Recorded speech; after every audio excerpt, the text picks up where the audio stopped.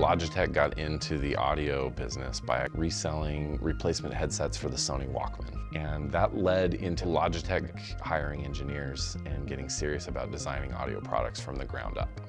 Logitech's DNA in audio stretches back to many decades. Gaming headsets, enterprise headsets, pretty much all the famous musicians you can think of using in-ear monitors, mobile and desktop speakers, desktop microphone. And we've taken all that legacy and applied that to all our modern products today that you can see across so many different categories.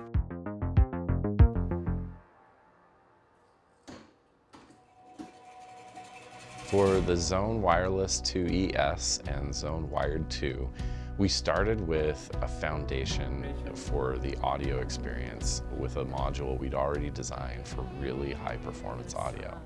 It's primarily being used in our top-of-the-line gaming headsets.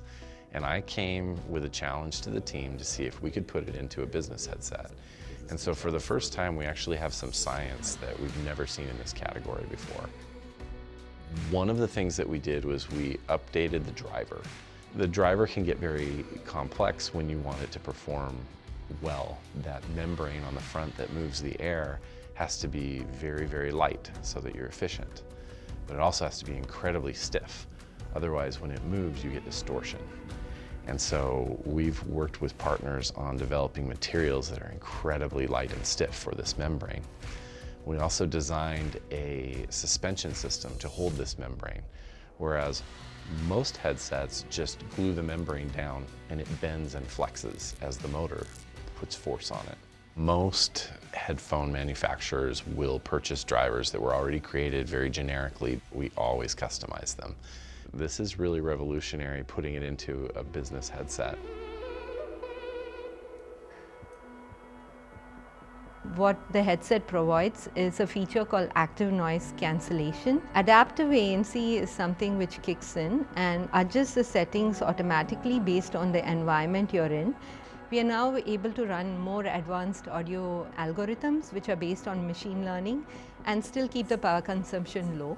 And so right now these machine learning algorithms can target transient noises like keyboards, vacuum cleaner, dog barking, and also voice distractors, which is really important in an open space environment like open offices. So in the hybrid workspace, this machine learning approaches really provide a lot of benefit compared to what we used to be able to deliver earlier. The industry is full of headsets that are not comfortable for people to wear. So we take a lot of care in designing the materials and the mechanical structure of many parts of our headsets. The headband, for example, we want to make sure it's not creating pressure points on the head at multiple locations. We want to make sure our ear pads don't create pressure points for users, and there's not a significant amount of temperature buildup within the ear. So comfort is a big part of the experience.